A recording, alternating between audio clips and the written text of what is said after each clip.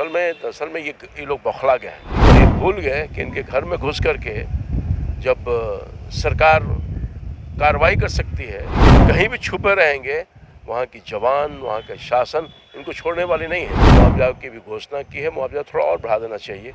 मैं अनुरोध करूँगा माननीय मुख्यमंत्री जी से, चुन करके और गिन गिन करके इसका बदला वहाँ की जवान लेगी, सरकार लेगी। नमस्कार, मेरा नाम आलोक है। आप लाइव टीवी देख रहे हैं। कश्मीर में आतंकियों का मनोबल इतना क्यों बढ़ रहा है, क्यों वह बेगुनाहों की जान ले रहे हैं, खास करके बिहार के श्रमवीरों की हम बात कर रहे हैं। कल देर रात से आप खबरें देख रहे होंगे, 2 बिहारियों को और आतंकियों ने अपना निशाना बनाया है, उनकी हत्या कर दी है और अब बिहार सरकार भी इसको लेकर सतर्क है। लेकिन देखिए, वस्तुस्थिति आखिर कश्मीर की क्या है? क्या सही में कश्मीर में बिहारियों को टारगेट बनाया जा रहा है? इस वक्त बीजेपी के सांसद रामकृपाल यादव हमारे साथ हैं। हम इनका इंटरव्यू इसलिए करने आए हैं क्योंकि हमें जानकारी मिली है आप कुछ दिन पहले ही, महज 4 या 5 दिन पहले ही कश्मीर से लौटे हैं। 2 बिहारियों की जान चली गई कल देर रात को। कुछ दिन पहले ही एक बिहारी को मारा गया था। तो क्या लगता है वस्तुस्थिति यहाँ क्या है? देखिए, हाल के दिनों में मैं स्वयं 2 बार होके आया हूँ। जो सरकार की कमेटियाँ होती है उसके माध्यम से, और मुझे सब कुछ सामान्य लगा। यहाँ तक कि रात के 12 बजे तक भी मैं स्वयं घूम करके देखने का काम किया, और पूरे इलाके में, न सिर्फ घाटी में बल्कि अगल बगल का जो टूरिस्ट प्लेस है वहाँ भी जाने का मौका मिला। मतलब आप एक एज MP गए थे, क्योंकि आम लोग भी वहाँ पर होंगे, उन्हें भी जाने में कोई दिक्कत नहीं हुई? नहीं, मुझे तो देखा कि भारी तांता लगी हुई है। जो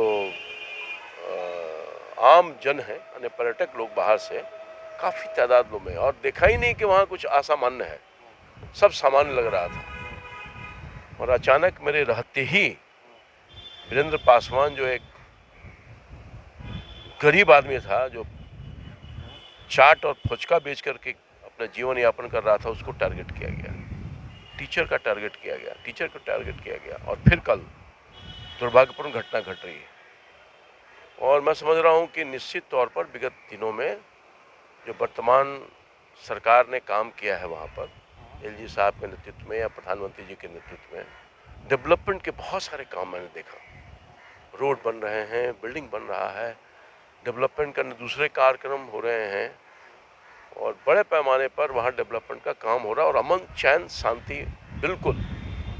और मैं आपको बताऊं कि हर दिन पर्यटकों की संख्या बढ़ रही थी वहाँ पर। तो फिर दिक्कत कहाँ हो रही है? क्यों आतंकियों का मनोबल बढ़ गया? देखिए, दरअसल में ये लोग बौखला गए हैं।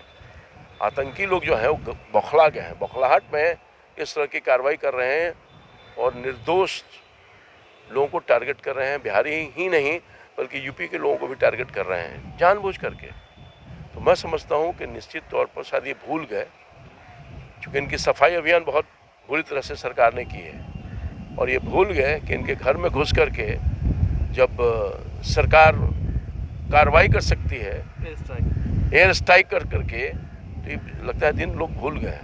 ये कहीं भी छुपे रहेंगे, वहाँ की जवान, वहाँ का शासन इनको छोड़ने वाले नहीं है। और आपने देखा होगा कि जब वीरेंद्र पासवान की हत्या हुई तो उसके भी जो मारने वाले लोग थे उनकी भी सफाया हो गई, और बड़े पैमाने पर सफाया हो रही है। रामकृपाल यादव जी ऐसा सब कह रहे हैं कि जब हम घर में घुस के मार सकते हैं तो ये तो मेरा ही घर है। बिल्कुल निश्चित तौर पर भारत तो हमारा घर है, कश्मीर तो मेरा है, उसको कौन ले सकता है? नहीं, पाकिस्तान दावे तो करता है ना सर शुरू से। पाकिस्तान दावे कर सकता है, उसके परिणाम उसको भुगतने पड़े और भी भुगतने पड़ेंगे। ये कोई आसान बात नहीं। वहाँ का शासन सरकार बैठी हुई नहीं है और बैठे नहीं रहेगी। इन्होंने आतंक का जो माहौल, मतलब जो शांत हो गया था, उसको स्वरूप दूसरा दे रहे हैं। निर्दोष लोगों को चिन्हित करके मार रहे हैं। निश्चित तौर पर सरकार ने इसको बहुत ही गंभीरता पूर्वक ली है, और मैं समझता हूँ कि ऐसे लोगों को जैसे को तैसा भुगतना ही पड़ेगा। और आप तो खुद बिहार के हैं, बिहार के सांसद हैं, खुद अभी वहाँ से आए हैं, आपने वहाँ के उपराज्यपाल से मुलाकात भी की है। क्या लगता है एक बिहारी होना अभी फिलहाल कहीं ना कहीं क्या शर्मिंदगी की बात है क्या, या फिर चुन कर मारा जा रहा है? देखिए, बिहारी होना शर्मिंदगी नहीं, हम तो गौरव फील करते हैं बिहारी होना। और बिहार के लोग तो श्रमवीर हैं।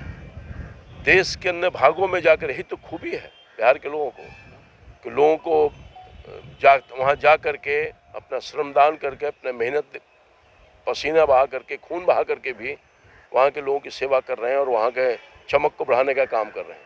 तो मैं समझता हूँ कि निश्चित तौर पर राज्य की सरकार ने भी इसको गंभीरतापूर्वक लिया है। एलजी साहब से बातचीत किया है, मुआवजा की भी घोषणा की है। मुआवजा थोड़ा और बढ़ा देना चाहिए। मैं अनुरोध करूँगा माननीय मुख्यमंत्री जी से। 2 लाख रुपया ना काफ़ी है। होता है ना, विपक्षी खिलाफ भी सवाल खड़े कर रहा हूँ, बात सही भी है। धारा 370 आप लोगों ने हटा दिया, फायदा तो कुछ उसका नहीं दिख रहा ना, क्योंकि हम वहाँ पर घूमने नहीं जा सकते हैं, कब वहाँ पर मार दिए नहीं जाएंगे। नहीं, ऐसी बात नहीं, मैं खुद देख के आया हूँ ना। घूम सकता है आदमी, चल सकता है, जनजीवन सामान्य हो गया है, लोगों की रोजी रोटी आसानी से मिल रही है। जो सब लोग तो इस माहौल में रहने वाले कुछ ही लोग हैं ना, इस दिमाग मानसिकता का। आम जन तो निर्दोष है और चाहता है कि वहाँ खुशहाली हो, बहाली, सब कुछ ठीक ठाक हो जाए, सामान्य हो जाए। लोगों का जनजीवन जो बिल्कुल सिमट गया था, अब वो पुराना माहौल यही तो लोगों को बर्दाश्त नहीं हो रहा है। यही तो दिक्कत है, बर्दाश्त। आतंकियों को बर्दाश्त नहीं। हाँ, आतंकियों को बर्दाश्त नहीं हो रहा है और जो दुश्मन लोग हैं हमारे, उनको बर्दाश्त नहीं हो रहा है।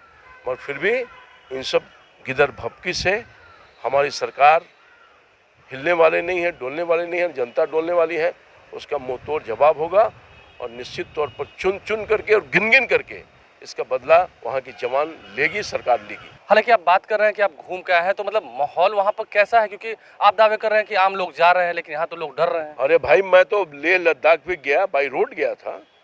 हमारी पूरी कमेटी, पीएससी की कमेटी गई थी और मैंने देखा कि जिस तरह से पहले झुंड में मोटरसाइकिल से सब परिवार पत्नी के साथ टूरिस्ट लोग जाता है। मोटरसाइकिल से लेह लद्दाख जा। मोटरसाइकिल से मैंने खुद अपने आंखों से देखा है टूरिस्ट लोगों को जाते हुए। एक नहीं, एक साथ 40-40, 50-50 लोग मोटरसाइकिल दिल्ली से, कोई कहीं से, कोई श्रीनगर से लेकर के, ऐसी व्यवस्था है वहाँ पर, और लोग जा रहे हैं लेह लद्दाख भी। भाई का वातावरण कायम करने की कोशिश कर रहे हैं। अरे एक कायरता